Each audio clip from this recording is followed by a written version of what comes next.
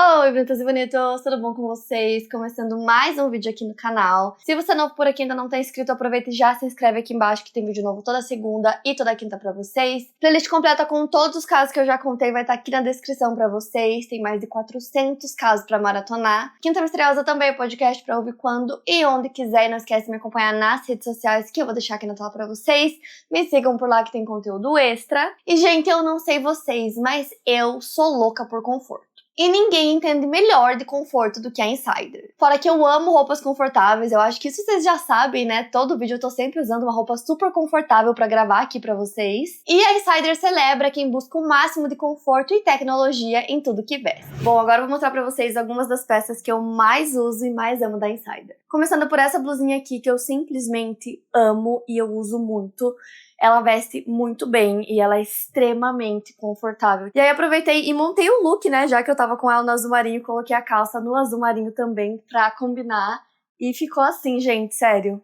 Conforto é com a Insider, não tem como. Gente, óbvio, não tem como falar da Insider sem falar dela. Enquanto muitas camisetas de algodão começam a mostrar desgaste muito rapidamente, as da Insider são projetadas para resistir ao tempo, garantindo que você obtenha ao máximo cada centavo investido na hora de comprar a peça. E, gente, assim, que eu amo camisetas, não é segredo pra ninguém. Cada vídeo que eu gravo do Quinta pra vocês, eu sempre tô usando uma camiseta. Eu acho que essas básicas, assim, da Insider peça-chave tem que ter no guarda-roupa. Você sempre vai precisar de uma camiseta básica para qualquer situação da vida. E as da Insider são as mais confortáveis do mundo. Tipo assim, não tenho o que falar, são perfeitas. E tá rolando a Black Week da Insider com descontos de até 40%. Juro, gente, tem muita coisa com desconto. Fora que além de todo o desconto que vocês vão encontrar no site, tem mais o meu cupom que é acumulativo com todos esses descontos. Então eu vou deixar o meu cupom aqui pra vocês. O meu cupom é Jaqueline Guerreiro BF, então ele dá mais 15%. Mas assim, lembrando que é só essa semana, tá bom? Então assim, aproveitem muito pra não ficar sem. Porque loucura mesmo é deixar passar essa oportunidade. Então se eu fosse vocês, eu corria no link que vai estar aqui na descrição pra vocês. Clicando nesse link, automaticamente o cupom já entra no carrinho de vocês. E agora bora começar o caso de hoje.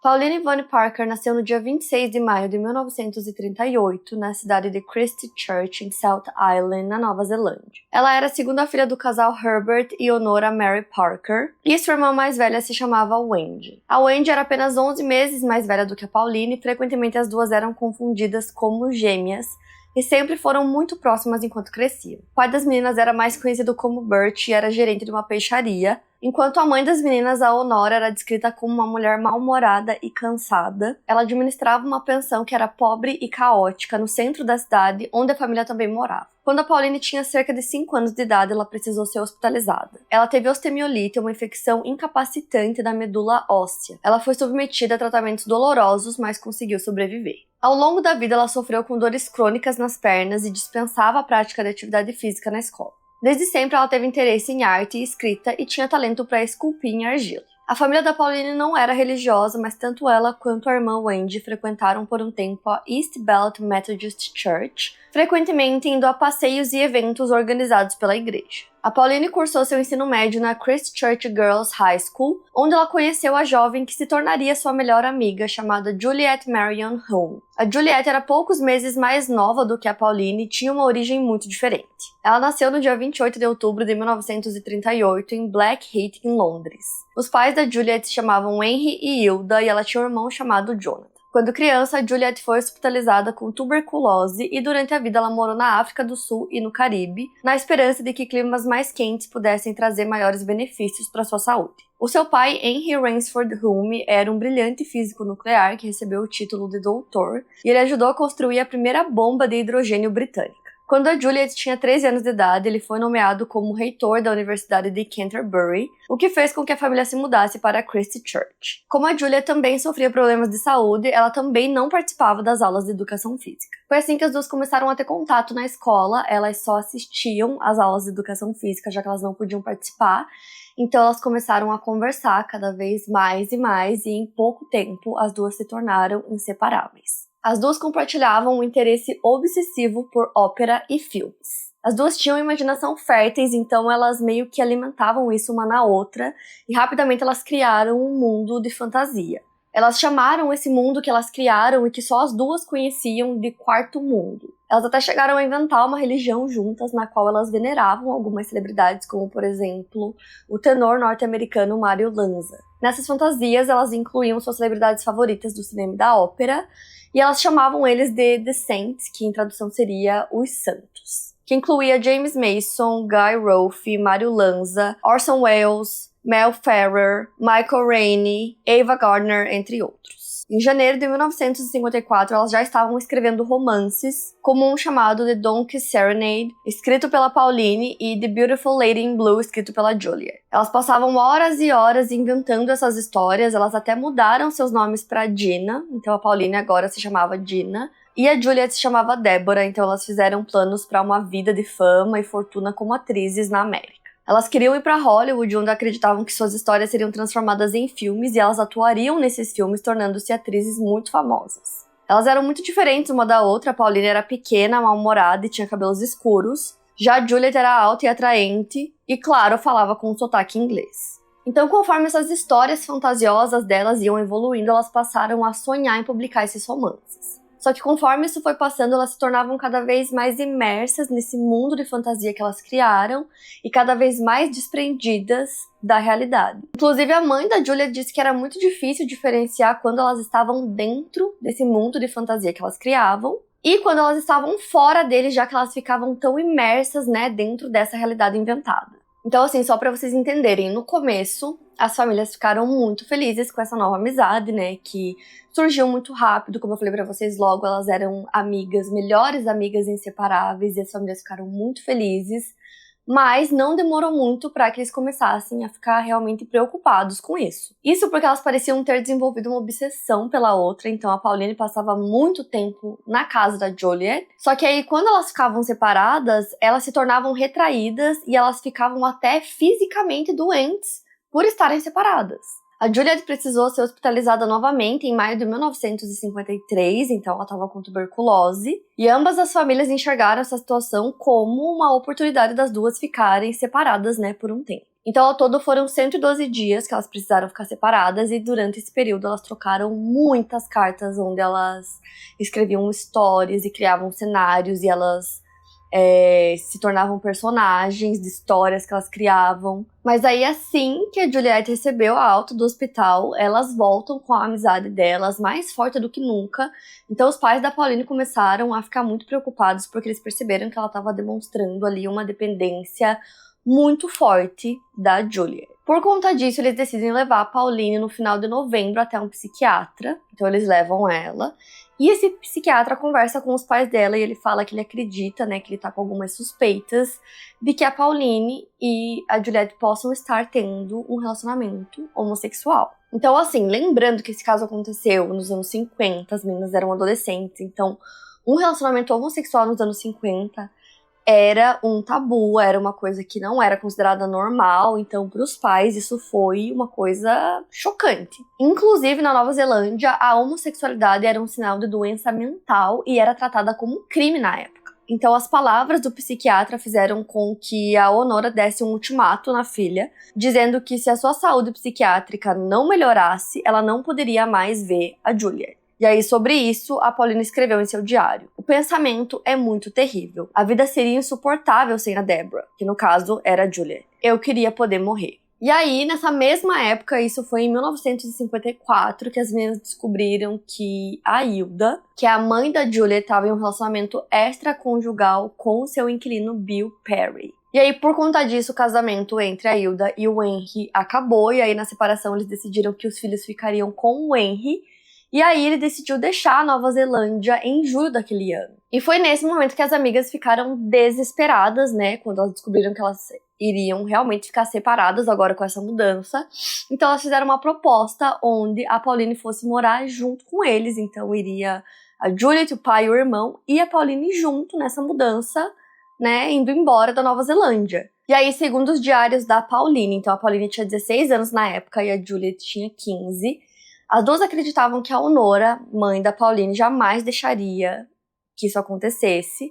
Então, na cabeça das duas, o empecilho naquele momento era a Honora, a mãe da Pauline. Então, elas achavam que o único empecilho ali para que as duas pudessem morar juntas e permanecerem juntas naquele momento era a Honora, então elas tinham que fazer alguma coisa sobre isso. A Pauline escreveu no seu diário: "Por que a minha mãe não podia morrer? Dezenas de pessoas estão morrendo o tempo todo. Milhares. Então por que não a mãe e o pai também?" Basicamente, a ideia da Pauline era matar a sua mãe e fazer com que aquilo parecesse um acidente. No dia 22 de junho de 1954, a Pauline e a Juliet convidaram a Honora para que elas fizessem uma caminhada juntas. A Pauline descreveu o dia 22 de junho como o dia do evento feliz em seu diário. Então as três, a Pauline, a Juliet e a Honora, pegaram um ônibus da Cathedral Square até o Victoria Park para fazer uma caminhada. Lá elas tomaram um chá da tarde juntas em um quiosque e depois saíram passear pelo parque. De acordo com o New Zealand Herald, as meninas falaram para Honora que haviam perdido um pingente rosa e a levaram até o local onde haviam deixado o pingente cair, uma região mais isolada do parque. Quando a Honora se abaixou para pegar o pingente, a Pauline começou a espancar a própria mãe usando um tijolo envolto por uma meia. Em dado momento, as adolescentes começaram a se revezar para bater em Honora, que foi atingida mais de 20 vezes. A violência tirou a vida de Honora, que tinha 45 anos de idade, por volta das 3h30 da tarde. Quando perceberam que ela estava morta, as adolescentes correram de volta para o quiosque onde tomaram chá anteriormente e gritaram pedindo socorro.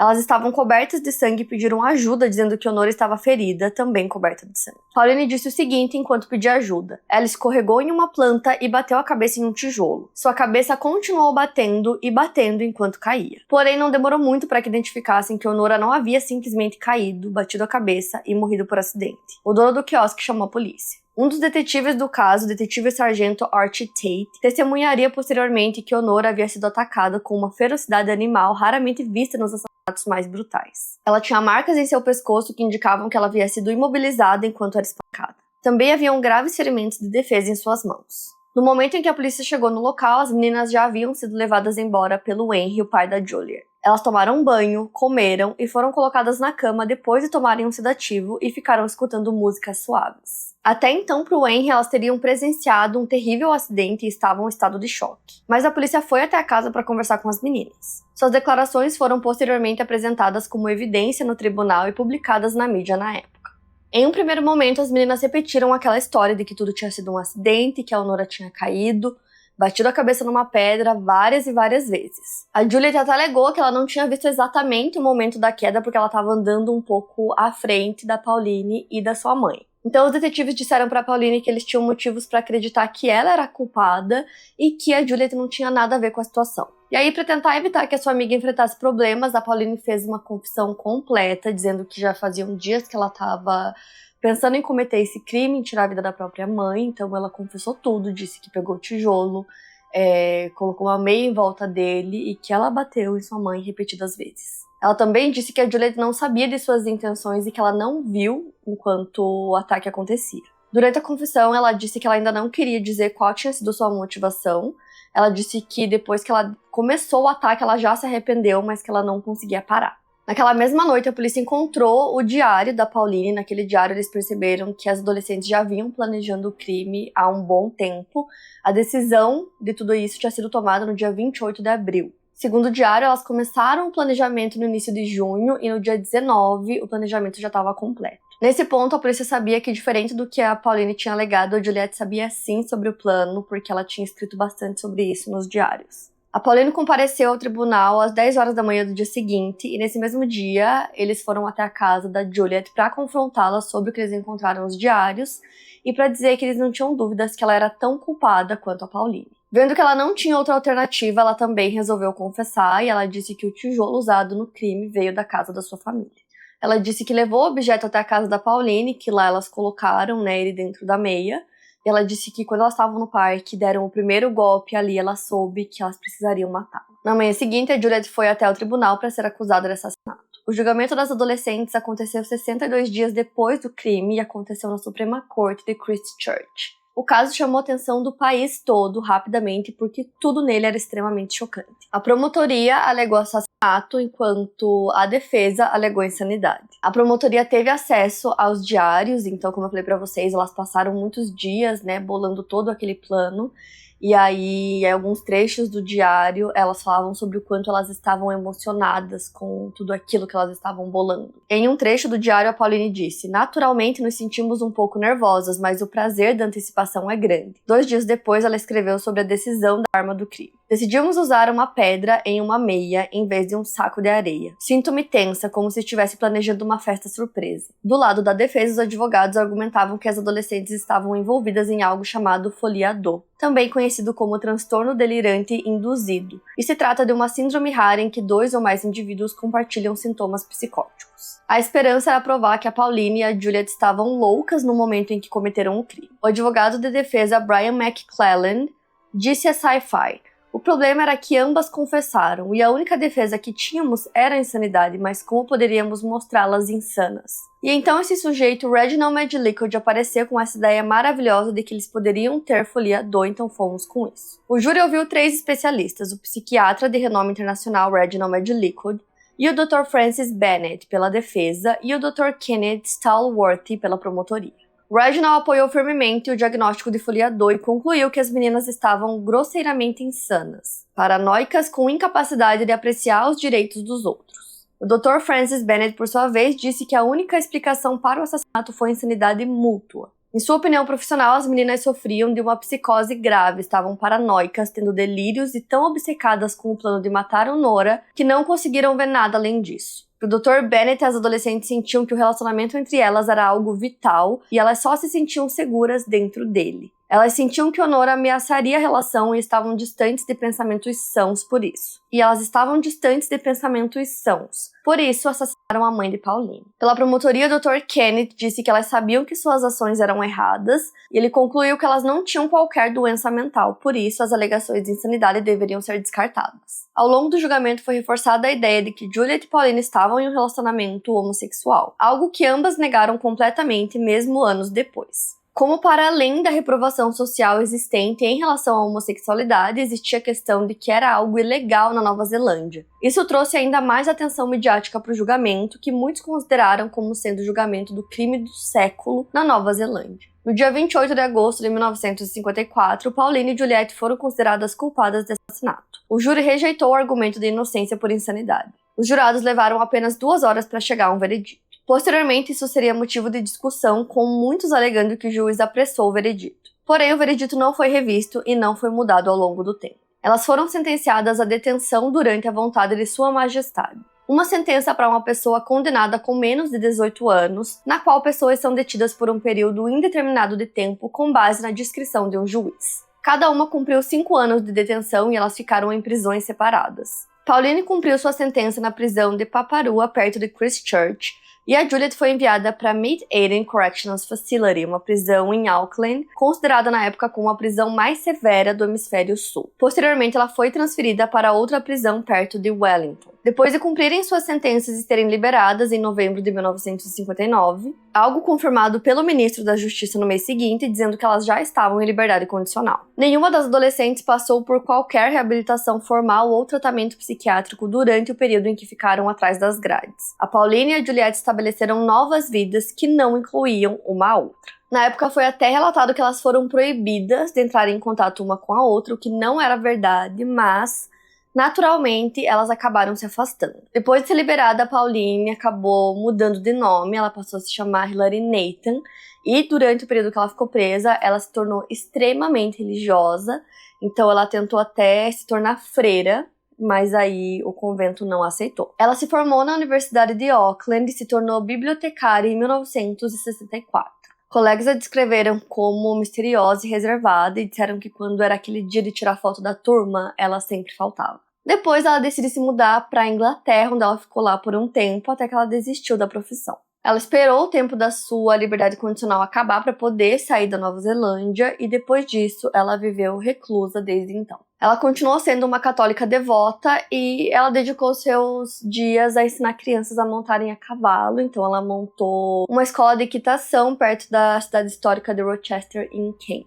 Segundo a irmã dela, que eu citei para vocês lá no começo do vídeo, a Wendy, a Pauline, ou a Hilary, né, que ela mudou de nome, não tem contato nenhum com o mundo exterior. Ela disse que lamenta muito que ela tenha tirado a vida da mãe delas, né, e que tudo isso tem acontecido, ela disse que elas mandam carta uma pra outra e que ela sempre envia dinheiro pros sobrinhos. Então essas foram as últimas informações que eu encontrei sobre ela, então acredite-se que ela ainda esteja viva e vivendo dessa forma, assim, de forma bem reclusa. Já a Juliet optou por um caminho totalmente diferente, que foi aquele que as duas sonhavam quando eram adolescentes. Em 1994 foi lançado o filme Heavenly Creatures, o filme de Peter Jackson, que foi trazido para o Brasil com o nome Almas Gêmeas, que inclusive foi indicado ao Oscar e conta sobre o caso das meninas, da Juliet e da Pauline. No filme, a Kate Winslet interpreta a Juliet e a Melanie Lynskey interpreta a Pauline. Depois que o filme foi lançado, vários jornalistas tentaram encontrar a Juliet e descobriram que ela tinha se tornado uma escritora famosa de best-sellers de mistério de assassinato.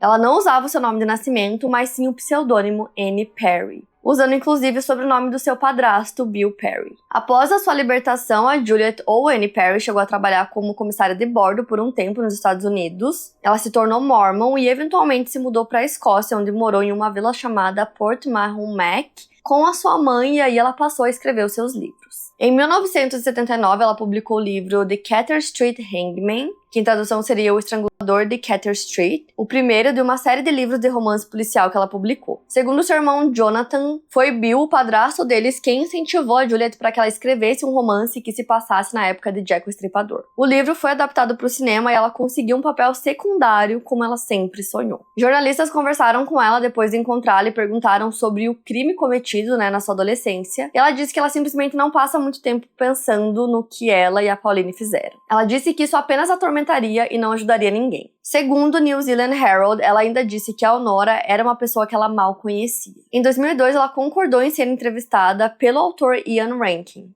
A entrevista foi apresentada no documentário de TV Rankin de 2002, Evil Thoughts. Ela acabou se tornando uma autora que vendeu mais de 20 milhões de livros até 2006 e viajou pelo mundo falando em eventos. Em 2017, ela se mudou para Los Angeles para promover que muitos dos seus livros tivessem adaptações para filmes. Em dezembro de 2022, ela teve um ataque cardíaco. Ela se recuperou, mas no dia 10 de abril de 2023, ela faleceu em um hospital em Los Angeles. Uma declaração disse que a Anne Perry seria lembrada pelos seus personagens memoráveis, precisão histórica, qualidade de suas histórias de detetive e também por sua exploração de questões sociais. Em vida, a Anne Perry nunca mais se tornou a Nova Zelândia, como eu contei pra vocês. Ela e a Pauline não tiveram qualquer contato depois que foram liberadas. Depois da morte da irmã, o Jonathan Perry deu uma entrevista à New Zealand Herald para falar sobre ela. Ele disse que por trás de uma fachada pública que ela construiu, ela ainda era a pessoa danificada que ajudou a matar a mãe de sua melhor amiga. Ele disse que ele quase não conversava com a Pauline, mas que havia quando ela estava com sua irmã, e ela era uma pessoa um tanto sombria e indiferente. Ele disse que quando o julgamento começou, ele e o pai saíram da Nova Zelândia e ele não veria a irmã por quase 6 anos. Ele se formou em medicina e gostava de trabalhar como médico, mas acabou aceitando ser assistente pessoal de sua irmã, algo que ele fez por mais de 20 anos. Ele participou de um documentário sobre a Juliet chamado Anne Perry Interiors,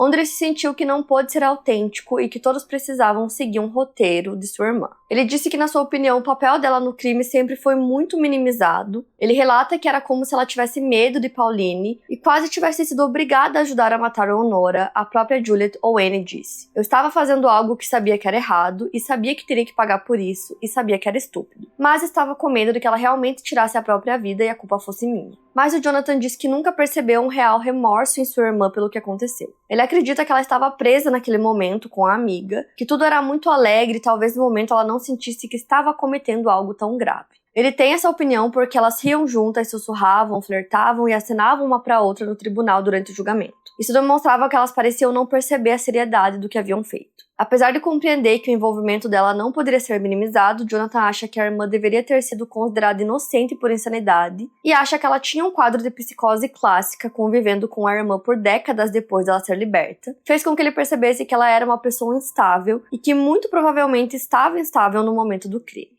Ele disse que a irmã tinha grande medo de ser rejeitada e que ele podia observar isso no relacionamento com Pauline e nos relacionamentos que ela teve posteriormente. A intensidade da relação a levou a cometer um crime, mas isso não tira sua responsabilidade. Gente, não sei se vocês conheciam esse caso, mas ele é um caso, assim, que tem muitas reviravoltas, principalmente essa do final, da Pauline ter simplesmente virado uma escritora super famosa que vendeu muitos livros. E aí, pra fechar com esse relato do irmão dela, que também eu acho super importante trazer esse relato do irmão, porque a gente pode, né, trazer toda essa parte do que as pessoas falaram e o que foi dito nos jornais, mas é sempre importante trazer relatos de pessoas que conviveram, né? Que eu acho que no final das contas é sempre um dos relatos mais importantes de todos, pra gente chegar às nossas próprias conclusões, no final do caso, né? Então, assim, esse caso é muito doido, quero muito saber o que vocês acharam, então me contem aqui nos comentários, quero muito saber a opinião de vocês. Não esquece do like, que me ajuda muito na divulgação, então se você ainda não tá inscrito, já se inscreve aqui embaixo, que tem vídeo novo pra vocês toda segunda e toda quinta aqui no canal. Playlist completa com mais de 400 casos pra maratonar vai estar aqui na descrição, então vão lá que tem muito conteúdo aqui no canal. Conteúdo extra vocês encontram lá nas minhas redes sociais, que eu vou deixar aqui na tela pra vocês, me sigam por lá. Quinta Misteriosa também é podcast pra ouvir quando e onde quiser. E é isso, eu vejo vocês no próximo vídeo.